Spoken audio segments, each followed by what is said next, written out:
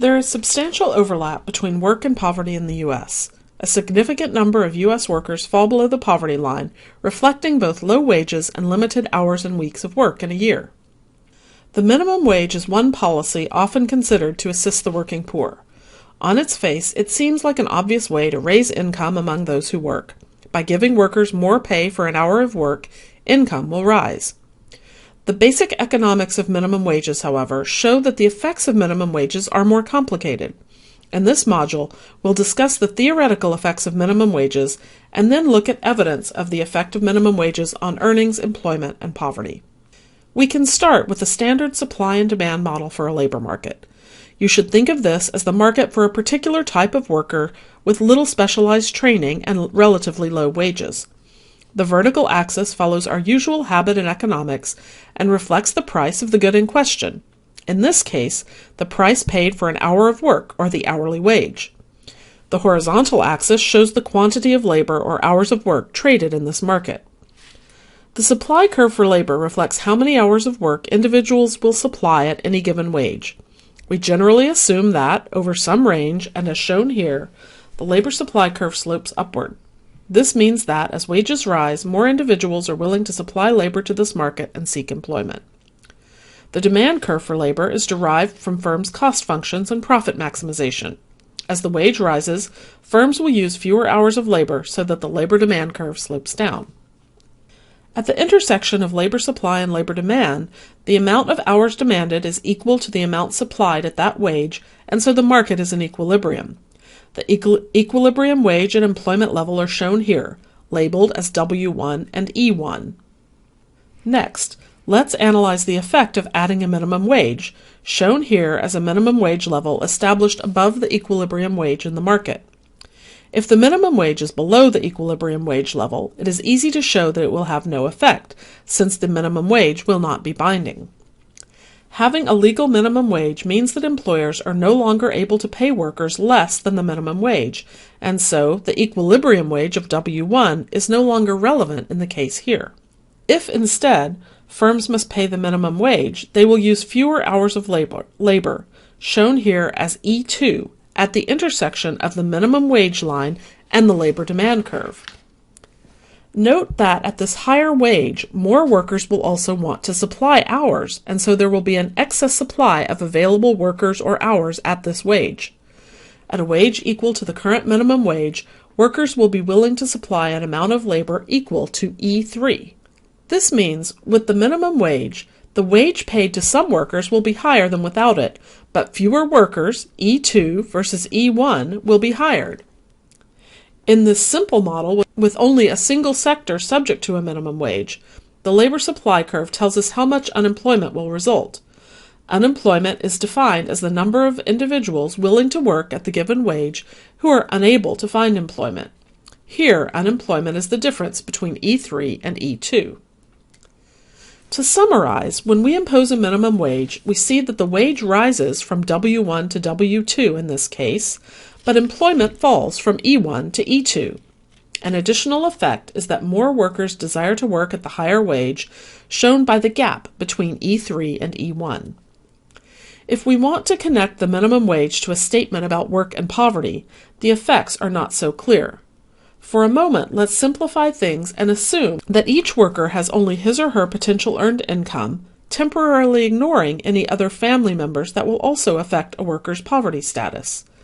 Whether the minimum wage reduces the chances of poverty for a single person depends on whether they will continue to be employed or have the same hours of employment, as well as the amount of the increase in the wage. For workers who face reduced employment, the minimum wage could actually increase their chances of poverty. Overall, whether minimum wages work to decrease poverty will depend, among other factors, on whether higher wages or the reduction in employment are the larger effect. In general, the size of the employment effects of a minimum wage will depend on the shapes of the supply and demand curves. The employment effects of a minimum wage depend on the shape of the labor demand curve, which in turn tells us how sensitive a firm's employment levels are to the cost of labor. Here I've drawn a much steeper labor demand curve than in the previous picture. A steeper labor demand curve means that for the same size change in the wage, there is a smaller change in the quantity of labor demanded. Another way to say this is that the demand for labor is less elastic. In this scenario, note that the change in employment from imposing the same minimum wage is smaller than in the previous figure. This simple version of the effects of minimum wages on employment and on poverty has many extensions and caveats. To start, this model assumes a perfectly competitive market with no market power on either side, by buyers of labor or sellers of labor. If, for example, individual firms have market power, the prediction that employment falls after imposing a minimum wage is no longer accurate. Similarly, if there are sectors, such as informal sectors, that are not subject to a minimum wage, predictions of reduced overall employment will also have to be modified. In connecting changes in the minimum wage to poverty, it is also the case that there can be gaps between income earned by a single worker exposed to the minimum wage and the family or household income that determines their poverty status. The minimum wage, in most areas, applies to a relatively small fraction of workers. If many of these workers are secondary earners within their family, such as teenagers supported by a parent or parents, there may be relatively little effect of the minimum wage on reducing poverty, even ignoring the potential employment reductions. Finally, the most controversial aspect of minimum wages as a policy to reduce poverty or support the working poor has been that the size of employment effects from raising minimum wages is very controversial. Much of the current controversy over minimum wages dates back to a study from the 1990s of minimum wage changes in various states, particularly one study of a minimum wage increase in New Jersey. In April 1992, the state of New Jersey raised its minimum wage from $4.25 to $5.05 per hour. This was a potentially interesting case to study for several reasons. First, there was no corresponding change in the bordering state of Pennsylvania. Several urban areas span the New Jersey-Pennsylvania border. This meant that there were areas in which only some of the workers and firms would be affected by the new minimum wage law.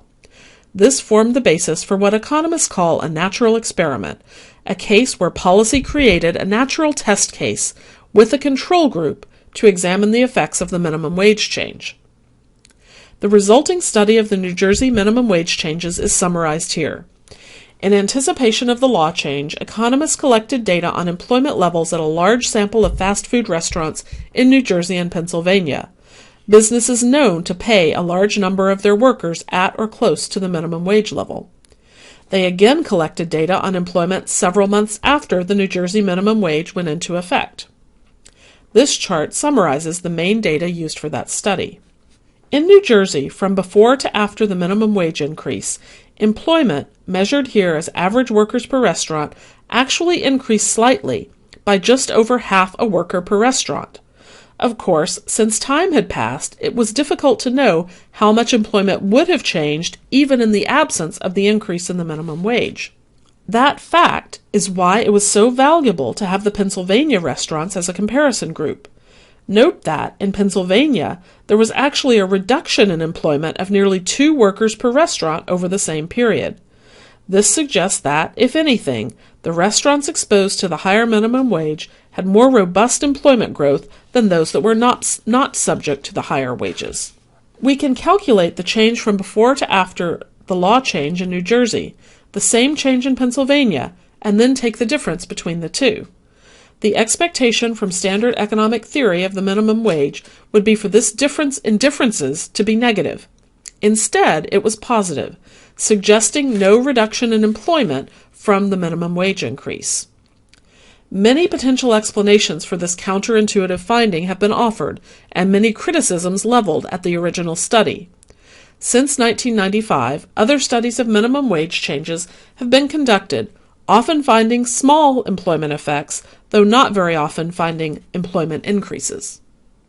A very recent study, still underway, is examining recent legislation that gradually raised the minimum wage in Seattle from $10 to $15 per hour in several steps. In 2016, the first set of these steps was implemented, raising the minimum legal wage paid within the city of Seattle to between $10.50 and $13 per hour, depending on the size of the company and whether they were also paying worker benefits. The initial studies of this change have not found negative employment effects.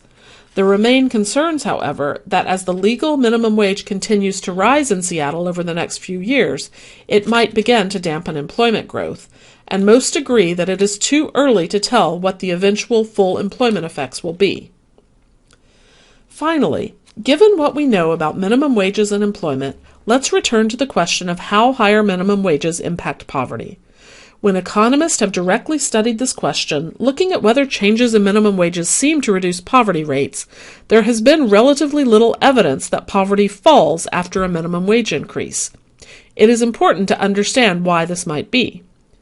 For a higher minimum wage to have a chance of reducing poverty, it has to be that it does not produce large enough negative employment effects to offset the positive effects of higher wages. It must also be the case that, if minimum wages are to improve poverty, many minimum wage workers must live in families that are close to the poverty line.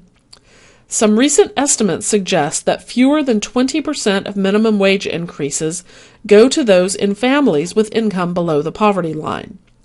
It's also true that nearly half of minimum wage increases go to families with income below 2 times the poverty line, so not quite poor, but close to it.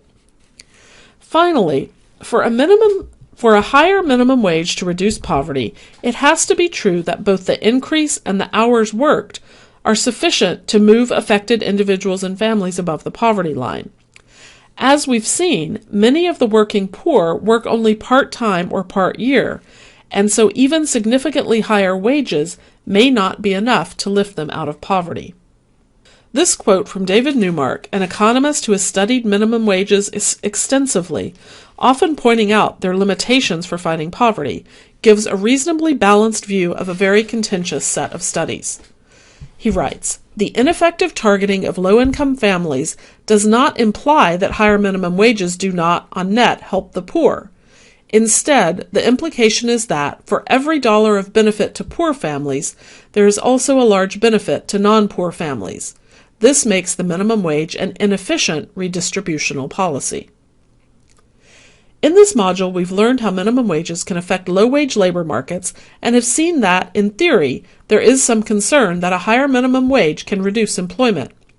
In practice, there is evidence suggesting relatively small negative employment effects from minimum wage increases, but this is far from a settled issue. Even if there are not substantial employment reductions from higher minimum wages, it remains unclear how much difference they will make in reducing poverty.